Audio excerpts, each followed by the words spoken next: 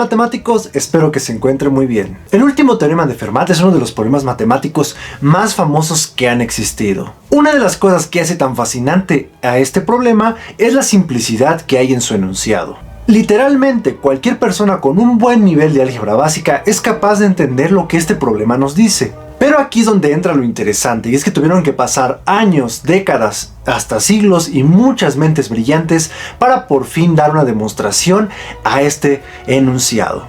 En este video veremos cuáles fueron los primeros intentos para demostrar este teorema, cuáles fueron los matemáticos que intentaron resolverlo y finalmente conoceremos a la persona que por fin culminó con décadas de trabajo. Si quieres saber todo esto, quédate en este video.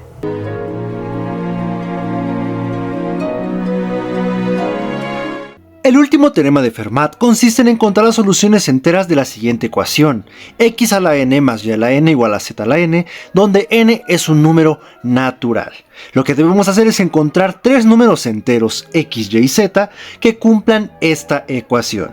Si encontramos tres enteros x0, y0 y z0 que cumplan la ecuación, entonces diremos que la terna x0, y0, z0 es una solución de la ecuación. Notemos que para todo n número natural, la ecuación siempre tiene tres soluciones, las cuales son la terna 0, 0, 0, la terna 1, 0, 1 y la terna 0, 1, 1. También es importante mencionar que si n es un número natural impar, entonces para cada k en los enteros se tiene que la terna k, menos k, 0 es una solución de la ecuación. Por ejemplo, 1, menos 1, 0 es una solución de la ecuación. Eso sucede siempre y cuando n sea impar. Todas estas soluciones que les acabo de mencionar serán llamadas soluciones triviales. Son aquellas soluciones que al menos uno de los tres números que participa en la terna es igual a 0. Lo que queremos hacer en el último teorema de Fermat es encontrar soluciones que no sean triviales. Es decir, quiero encontrar tres números enteros diferentes de 0, todos diferentes de 0, que cumplan las ecuaciones planteadas. Por ejemplo, para n igual a 1 tenemos la ecuación x más y igual a z.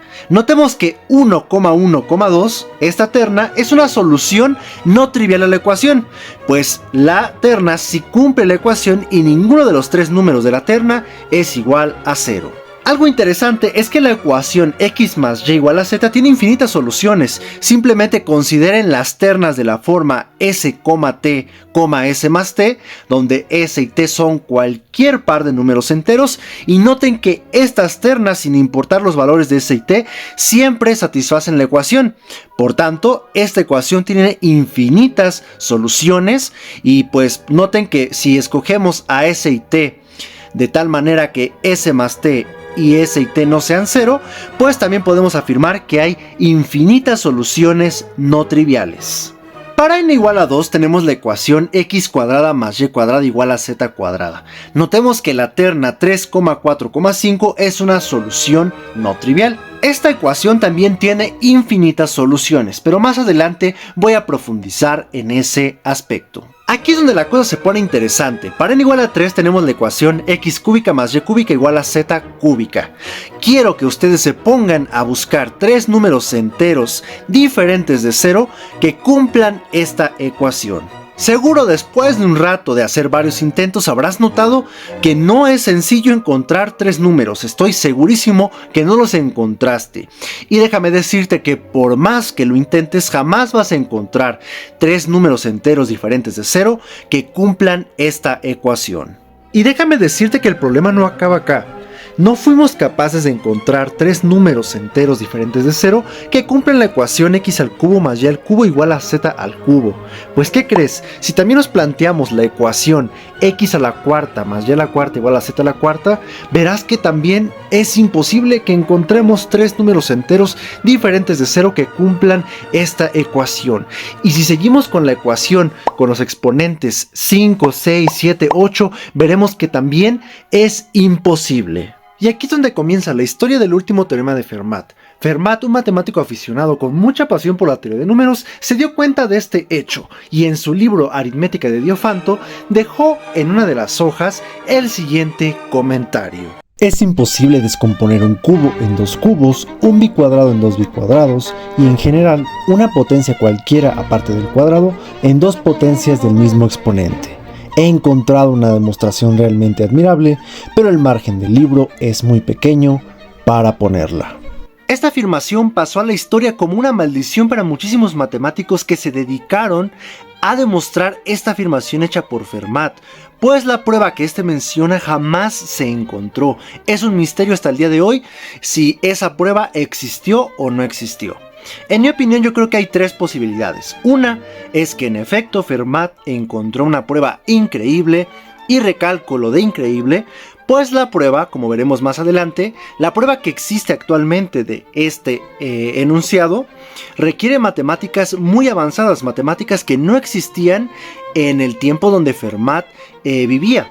Fueron matemáticas que se desarrollaron siglos posteriores a su muerte, por tanto, si él demostró esto, tuvo que haber utilizado algo extraordinario.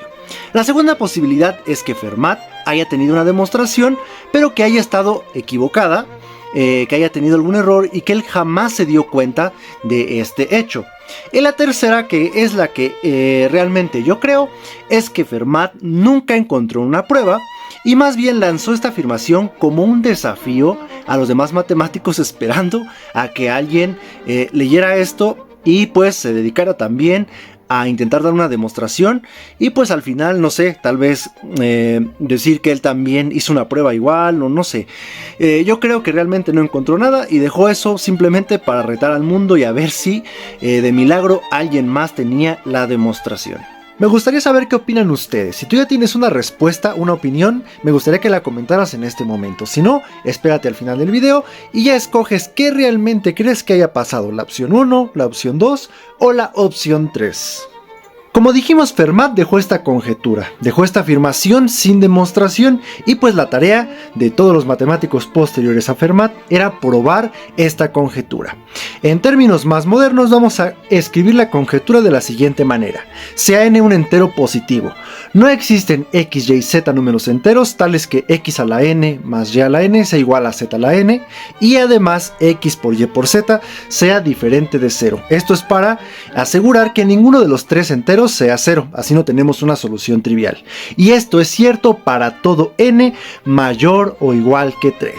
Es decir, tenemos que probar que ninguna de estas ecuaciones para cualquier exponente mayor o igual que 3 tiene soluciones enteras no triviales.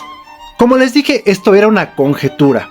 En el momento en que Fermat dejó esto, pues no se sabía si era cierto o no era cierto. Es decir, se abrieron dos caminos. Si tú creías que la conjetura era cierta, pues debías de demostrarla. Y si tú creías que no era cierta, debías de encontrar alguna ecuación que sí tuviera soluciones no triviales.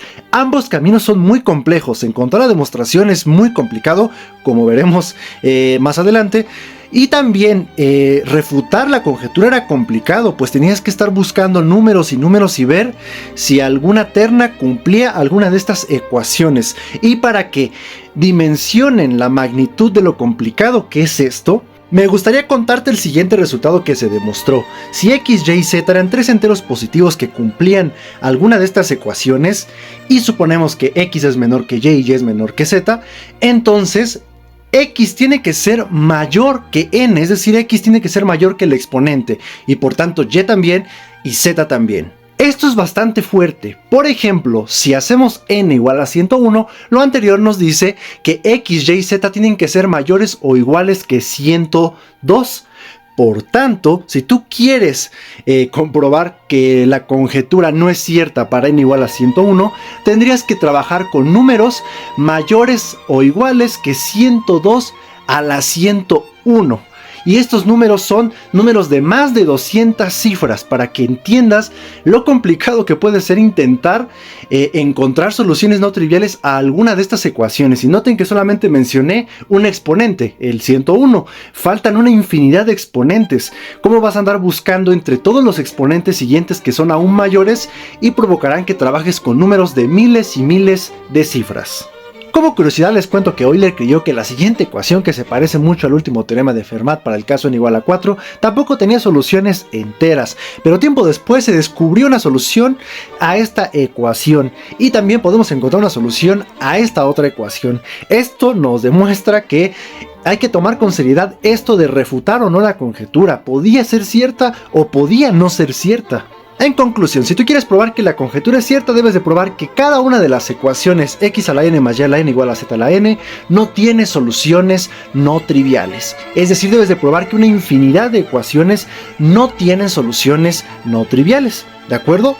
Voy a contarte ahora algunas cosas importantes. Obviamente que la conjetura es muy complicada porque hay que comprobar que cada ecuación no tiene soluciones no triviales. Afortunadamente, los matemáticos que trabajaron sobre este problema se dieron cuenta de que el problema se podía simplificar bastante. Por ejemplo, basta probar que no existen tres enteros positivos que cumplan la ecuación para todo n mayor o igual que 3. ¿Qué es lo que estamos diciendo aquí? Es que no debemos de buscar en los enteros negativos. Puedo olvidarme de los enteros negativos y solamente demostrar que la conjetura es cierta para los enteros positivos, es decir, que jamás podré encontrar tres enteros positivos que cumplan estas ecuaciones. La justificación de esto es bastante fácil. Por ejemplo, si n es par, pues están de acuerdo que no importa si alguno de los tres números x, y, z son negativos, pues al exponente par jamás le importa el signo. Cualquier número negativo elevado a un exponente par se volverá automáticamente positivo. Por tanto, si tenemos soluciones enteras no triviales con alguno de los números negativos, en automático conseguimos una solución no trivial con números enteros positivos. Es por eso que basta con que demostremos que no existen soluciones en los enteros positivos, porque eso abarcaría el caso donde consideremos números negativos. La justificación de esto cuando n es impar es un poco más elaborada, pero es muy sencillo. Simplemente si tú supones que hay una terna de enteros que cumplen la ecuación y alguno de ellos es negativo o 2 o los 3, fácilmente reacomodando la ecuación podemos obtener también soluciones positivas. Y vuelvo a lo mismo, entonces solo basta probar que no hay soluciones enteras positivas a las ecuaciones para todo n mayor o igual que 3. Otra observación importante es la siguiente. Sea n un entero positivo, vamos a suponer que sí existen tres enteros positivos que cumplen la ecuación x a la n más y a la n igual a z a la n. Supongamos que c es un número natural que divide a dos de los enteros x, y o z, ¿sí? Si c divide a cualquier par de estos tres números, debido a que x a la n más y a la n es igual a z a la n, se obtiene que c divide al tercer número. Es decir, si c divide a 2, en automático podemos afirmar que divide a los 3. Ahora sea d igual al máximo común divisor de x, y, z. Si dividimos la ecuación original entre d a la n, obtenemos esta ecuación. X sobre d a la n más y sobre d a la n es igual a z sobre d a la n. Si hacemos a igual a x sobre d, a b igual a y sobre d y c igual a z sobre d, entonces obtenemos tres enteros positivos, coprimos 2 a 2, es decir, que si tomamos cualquier pareja, no hay ningún entero distinto de 1 que los divida, ningún entero positivo positivo distinto de 1 puede dividir a cualquier pareja de estos tres números que nos agarremos de A, B o C. Y estos tres números también cumplen la ecuación. Esto nos dice que solamente tenemos que fijarnos si hay soluciones positivas con estas características. Soluciones positivas donde cada par de los enteros sean coprimos, ¿de acuerdo? Entonces a estas soluciones les vamos a llamar soluciones primitivas. Son aquellas soluciones que consisten de tres enteros positivos que son coprimos 2 a 2. Es decir, si nos tomamos cualquier pareja de estos tres números, no hay ningún entero mayor que 1 que los divida a ambos. Con todas estas simplificaciones, ahora sí podemos dar una versión más simplificada de la conjetura. Sea n un entero positivo, la ecuación x a la n más y a la n igual a z a la n no tiene soluciones primitivas para todo n mayor o igual que 3. Ahora vamos a pasar a la vasta historia de los intentos para demostrar la conjetura de Fermat. Primero vamos a fijarnos en la ecuación x al cuadrado más y al cuadrado igual a z al cuadrado. Hace un rato les mencioné que esta ecuación tenía infinitas soluciones y que les iba a platicar qué pasaba con eso. Entonces ahora les voy a mencionar qué pasa con esta ecuación. Supongamos que a, b, c es una solución primitiva, ya les acabo de decir qué significa que sea una solución primitiva, de la ecuación x cuadrada más y cuadrado igual a z cuadrado. Lo que se probó es que si a, b y c es una solución primitiva, entonces existen dos enteros positivos m y n, tales que m es mayor que n, a es igual a m cuadrada menos n cuadrada, b es igual a 2mn y c es igual a m cuadrada más n cuadrada.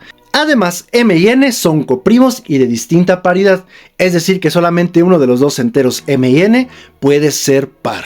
Esto es bastante interesante, pues nos da una caracterización. De hecho, esto es una equivalencia. Cualquier solución primitiva de la ecuación x cuadrada más y cuadrada igual a z al cuadrado tiene que ser de esta forma. Esto es una información muy valiosa, pues esto se utilizó para demostrar la conjetura de Fermat para n igual a 4. Es decir, para probar que la ecuación x a la cuarta más y a la cuarta igual a z a la cuarta no tiene soluciones primitivas. Antes de continuar necesito esta definición. Sea n un entero, diremos que n es un cuadrado perfecto si existe otro entero m, tal que n sea igual a m al cuadrado. La siguiente afirmación fue un hecho demostrado por Fermat. De hecho, según lo que investigué, es la única demostración que realmente dejó Fermat escrita. Lo que demostró Fermat es que no existe un triángulo rectángulo de lados enteros tal que su área sea un cuadrado perfecto. En términos más modernos, lo que significa lo anterior es que no existen x, y, z enteros positivos tales que x al cuadrado más y al cuadrado sea igual a z al cuadrado. Esto es para decir que los tres números son los lados de un triángulo rectángulo. Recuerden que tres números son los lados de un triángulo rectángulo si solo si cumplen el teorema de Pitágoras. Y además, no puede suceder que x por y sobre 2 sea un cuadrado perfecto. Recuerden que si x, y, z son los lados de un triángulo rectángulo, y por la forma de la ecuación sabemos que z es la hipotenusa, entonces el área del triángulo es igual a x por y sobre 2. Lo que demostró Fermat es que no existen tres enteros positivos que cumplan la ecuación x cuadrada más y cuadrada igual a z al cuadrado, y además que x por y sobre 2 sea un cuadrado perfecto. Les voy a enseñar cómo demostrar la conjetura de Fermat para el caso n igual a 4 utilizando lo anterior. Vamos a demostrar que la ecuación x a la cuarta más y a la cuarta igual a z a la cuarta no tiene soluciones primitivas. Supongamos que x0, y0, z0 es una solución primitiva de la ecuación x a la cuarta más y a la cuarta igual a z a la cuarta. Entonces, pues podemos sustituir estos tres enteros en la ecuación y si reordenamos esta igualdad, obtenemos que z0 a la cuarta menos y0 a la cuarta es igual a x0 al cuadrado. Ahora hagan a igual a z0 a la cuarta menos y0 a la cuarta, b igual a 2z0 al cuadrado por y0 al cuadrado, y c igual a z0 a la cuarta más y0 a la cuarta. Es muy fácil que ustedes verifiquen que a cuadrada más b cuadrada es igual a c cuadrada, es decir que a, b y c son los lados de un triángulo rectángulo. Además noten que a por b sobre 2 es igual a x0 al cuadrado por y0 por z0 todo al cuadrado. Esto prueba que existe un triángulo rectángulo de lados enteros tal que su área sea un cuadrado y esto contradice a lo que les acabo de mencionar. Ya se probó que no existe un triángulo rectángulo con estas condiciones. Por tanto, la contradicción surgió de haber supuesto que la ecuación x a la cuarta más y a la cuarta igual a z a la cuarta tiene soluciones primitivas. Y así hemos probado el caso de la conjetura de Fermat para n igual a 4. Antes de continuar quiero contarles lo siguiente. Notemos que la conjetura de Fermat será cierta para todo n si la probamos solamente en los siguientes dos casos. El primero es que n sea de la forma 2 a la m con m mayor o igual que 3. Y el segundo caso es cuando n sea un primo impar. Ya sabemos que la conjetura es cierta para n igual a 4, falta para n igual a 3 y los números mayores que 4. Ahora fíjense, si nosotros tomamos cualquier número entero diferente de 4 y mayor o igual que 3, se tienen dos posibilidades. La primera es que n sea igual a 2 a la m con m mayor o igual que 3. Supongamos que x0, y0, z0 es una solución primitiva de la ecuación. En consecuencia, podemos reordenar la ecuación, o mejor dicho, reescribirla de la siguiente manera utilizando las leyes de los exponentes, y así obtenemos que si suponemos que hay una solución primitiva para la ecuación con n igual a la 2m, obtenemos que hay una solución primitiva para la ecuación x a la cuarta más y a la cuarta igual a z a la cuarta, pero eso contradice lo que acabamos de probar.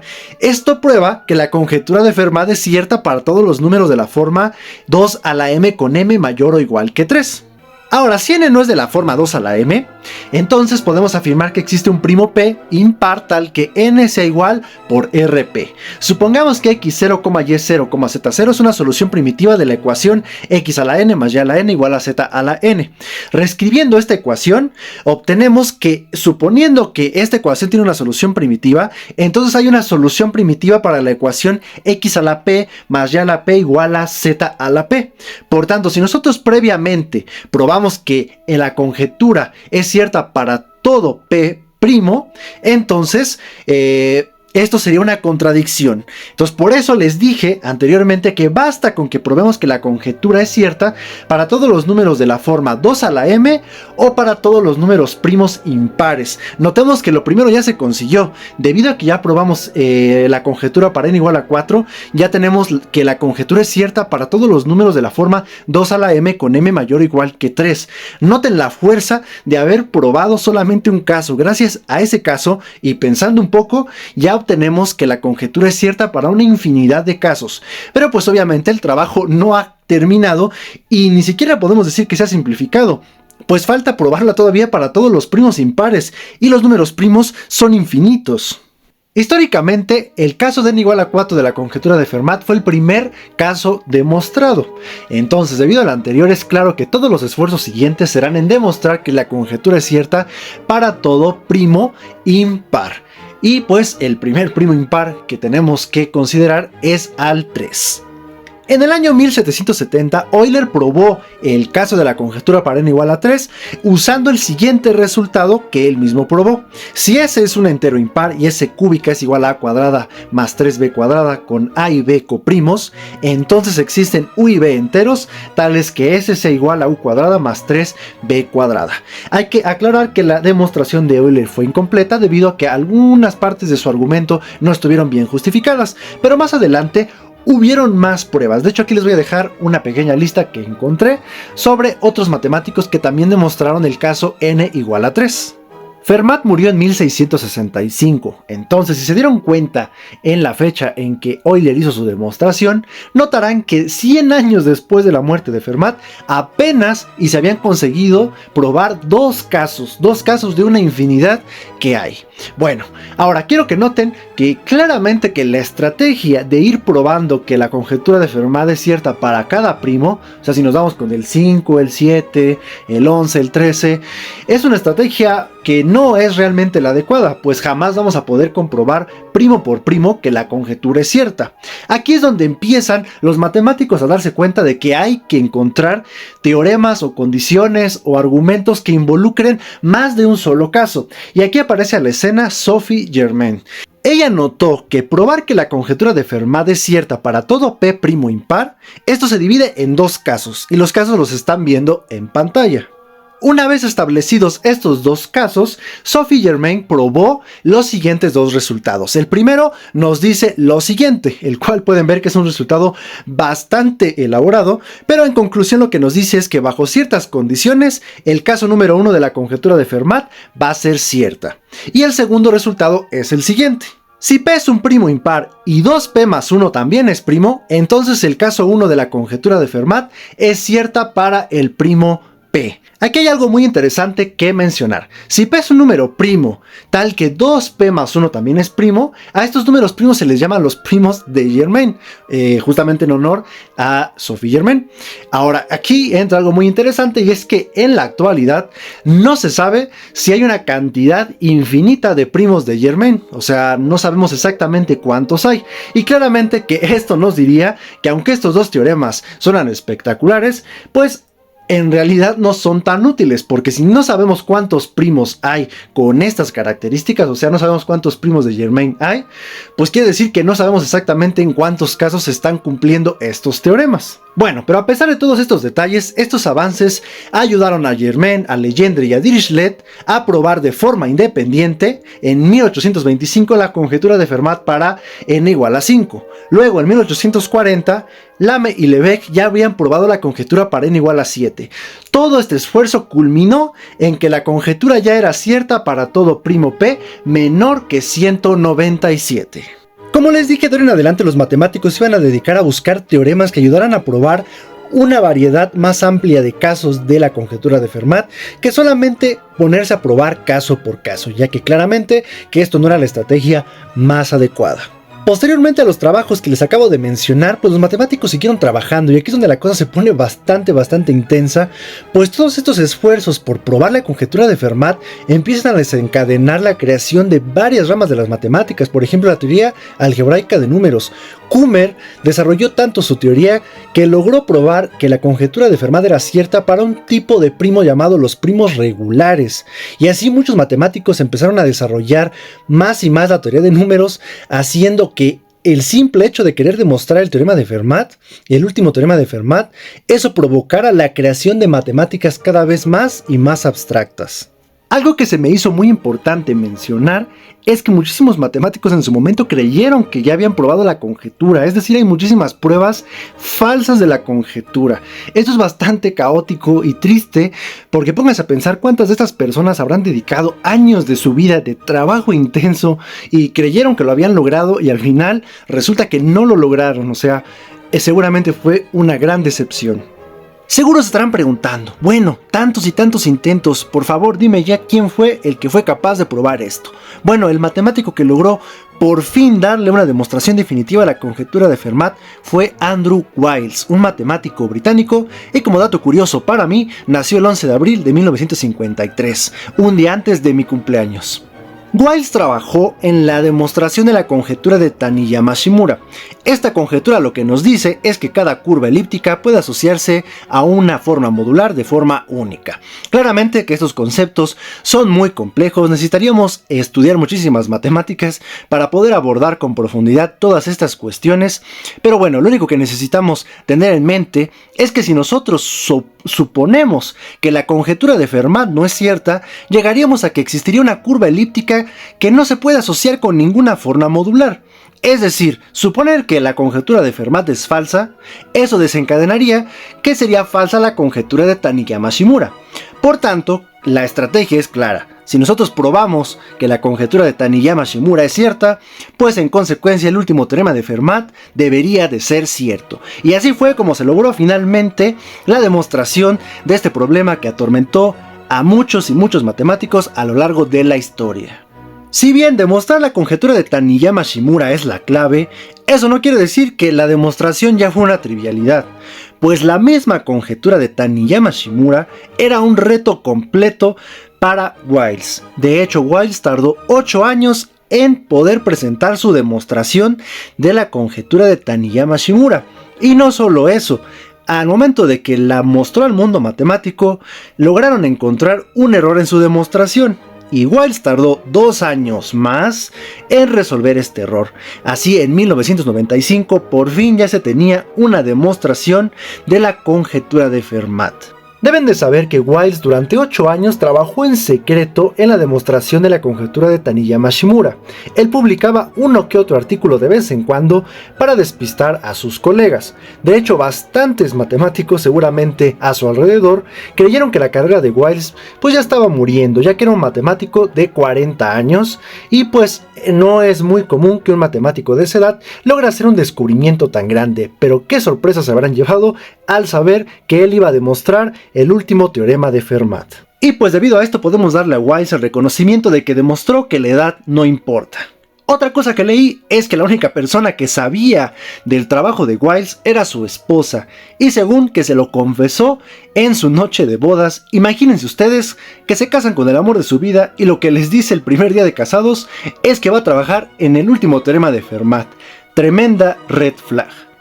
La historia del último teorema de Fermat, o el teorema de Fermat-Wiles como hoy podríamos llamarlo, aunque yo solo lo llamaría el teorema de Wiles, ya que no creo que Fermat haya demostrado nada, es fascinante. ¿Cuántas personas, cuántos matemáticos aportaron su granito de arena? ¿Cuántos intentos, cuántos fallos, cuántos quebraderos de cabeza? La verdad que es algo bastante fascinante ver la historia de las resoluciones de estos problemas. Y como este hay bastantes más, unos menos populares que otros, pero en fin, hay muchísimos temas todavía abiertos y pues ojalá que alguno de nosotros logre algún día demostrar uno de estos problemas. Bueno, matemáticos, espero que les haya gustado este video. Por favor, si es que les gustó, comenten, denle like y compartan para que yo me motive a hacer más videos como este. Igualmente les pido que me dejen en los comentarios de qué tema les gustaría que hable ahora. Una cosa que se me olvidaba, seguramente notaron que durante el video apareció cierta bibliografía sobre el último teorema de Fermat. Si alguno de ustedes quiere esta bibliografía para poder revisar, porque les juro que es algo bastante apasionante, por ejemplo, ver la demostración del caso de n igual a 7, podrán ver que hay unas identidades bastante curiosas. Aquí les dejo una en pantalla. Revisar estas demostraciones es bastante divertido y enriquecedor, así que si ustedes quieren alguna de esta bibliografía, por favor mándenme mensaje al número de WhatsApp que está en la página de Facebook de MathPures y yo con gusto les comparto estos libros. También les dejaré algunos links en la descripción para que se puedan informar y por cierto les recomiendo leer el siguiente libro. Aquí podrán ustedes leer con detalle cómo fue sucediendo lo de la demostración de Wiles de la conjetura de Taniyama-Shimura. La verdad que aquí podrán encontrar con más lujo de detalles cómo fue el proceso, conocer un poco más sobre la vida de Wiles, ya que es bastante interesante. Y pues bueno, en general es un libro que yo creo que deberían de leer todos los que están apasionados por las matemáticas. Bueno, hasta aquí dejamos este video. Muchas gracias. Nos vemos. Hasta la próxima.